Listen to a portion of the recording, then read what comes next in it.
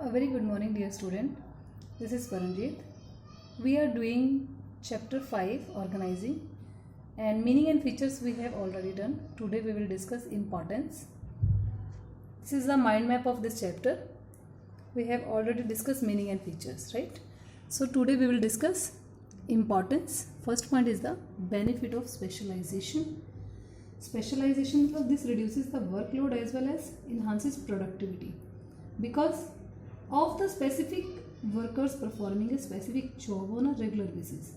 क्योंकि वो लोग उनको स्पेसिफिक जॉब जो है वो असाइन की गई है और वो जॉब में रेगुलरली वर्क कर रहे हैं और रेपिटेटिव परफॉर्मेंस जो है of a particular task allow worker to gain experience.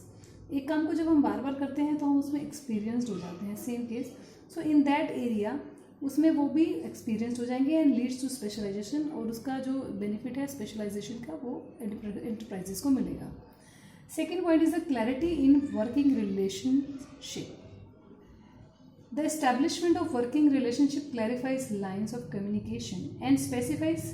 क्या इसमें क्लियर करेगा? Who is to report to whom, कौन किसको रिपोर्ट करेगा. तो it helps in creating an order thereby enabling the fixation of responsibility and specification of the extent of authority to be exercised by an individual.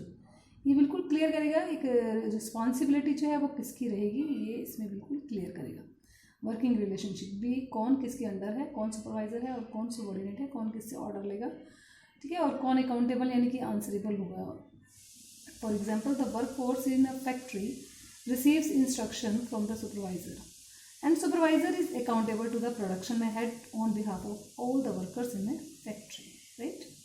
इसमें जो work force है वो factory में वो किसके अंडर है? सुपरवाइजर के. और सुपरवाइजर उनको इंस्ट्रक्शंस दे रहा है, उसके अकॉर्डिंगली वो वर्क करते हैं.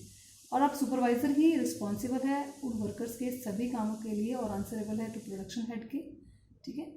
Third point is the optimum utilization of resources. तो organizing leads to the proper usages of all material, financial and human resources.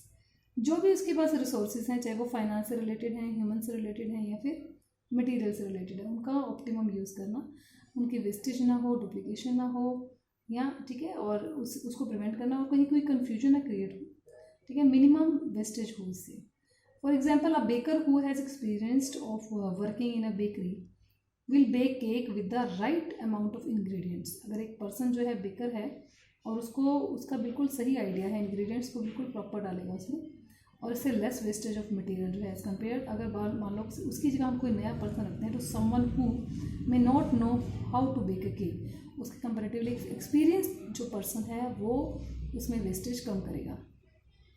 Fourth point is the adaptation to change. It allows the organization structure to be suitable, modified and revision of interrelationships amongst managerial level to pave the way of the smooth transition. ये भी provide करेगा कि stability रहे और उसमें रहते हुए हम कंटिन्यूसली जो भी चेंजेस आते हैं उसको हम अडाप्ट करें. मतलब सर्वाइव करने के लिए जो भी चेंजेस आते हैं उनको हम अडाप्ट करें. For example a plan to launch a product may suggest that the product may we launched in, पहले हमने डिसाइड किया कि we may launched in Mumbai first, but at the time of organizing launch it was realized that if the product was launched in Mumbai, Delhi and Bangalore simultaneously तो result would be better. So therefore to achieve better results product was launched in all 3 cities simultaneously. अगर result अच्छे चाहिए तो हम तीनों cities में उसको एक साथ लॉन्च करेंगे, ठीक है. Next point is the fifth point is the effective administration. This helps to avoid confusion and duplication. मतलब clarity in working relationship enables proper execution of work. कोई कंफ्यूजन नहीं होनी चाहिए किसी भी. और इससे क्या होगा? An enterprise thereby becomes easy to manage and this brings effectiveness in administration, right. For example if the job description of each worker is clear. अगर सबको अपने जॉब डिस्क्रिप्शन क्लियर है कि उनकी जॉब में उनको क्या वर्क करना है, then it is easy for a supervisor to ensure proper and effective execution of work, right. Next point is the sixth point, development of personnel. Development of personal यहाँ workers को लेके बोला जा रहा है. इट मीन्स वर्कर्स की development की बात की जा रही है. अगर हम पर्सन को डेलीगेट करेंगे कुछ ऐसा वर्क जिससे कि वो और आगे नया कुछ सीखे, तो effective delegation allow us the manager to reduce their workload by assigning the routine jobs of to subordinates. ठीक है, अगर आप उनको जो मैनेजर हैं उनको डेलीगेट करेंगे, उनको असाइन करेंगे अपना workload. The reduction in workloaded by delegation is not just necessity because of limited capacity of an individual, but also allows the manager to develop new method, नए तरीके से, and ways to performing task. उनको ऐसे काम दिए जा सकते हैं जिससे वो अपने आप को प्रूव करें. Example, if the sales manager has to team of 5 sale executive, he can assign the regular customers to the executives and take responsibility of developing new buyers, right? अब उसने उनकी रिस्पॉन्सिबिलिटी क्या लगाई है कि वो डेली नए पर्सन से मिले और नए बायर्स जो हैं उनको उसमें ऐड करें. The executive will get opportunity, अब उनको ये अपॉर्चुनिटी मिली है the experience to deal directly with customers, वो कस्टमर्स के साथ डायरेक्टली उसको डील करेंगे. And manager can expand the market and earn profits for the company, और मैनेजर इसका बेनिफिट मिलेगा क्योंकि इससे और लोग साथ में जुड़ेंगे बायर्स, और इससे कंपनी का बेनिफिट होगा. Next and last point, 7th point is the expansion and growth. Means ये इससे हमारी ऑर्गेनाइजिंग से जो सबसे मेन बेनिफिट है दैट इज द ग्रोथ और एक्सपेंशन ऑफ द एंटरप्राइज.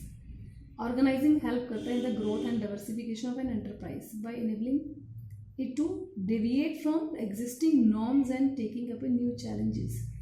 जो भी नए चैलेंजेस को फेस करते हैं इसमें, और उसकी वजह से जो भी बेनिफिट होगा वो पूरी एंटरप्राइजेस को होगा, और उससे एंटरप्राइज एक्सपेंड होती है, बढ़ती है और ग्रो करती है. These were the importance. So these are the benefits, advantages, merits, etcetera. So thank you so much. Have a nice day students.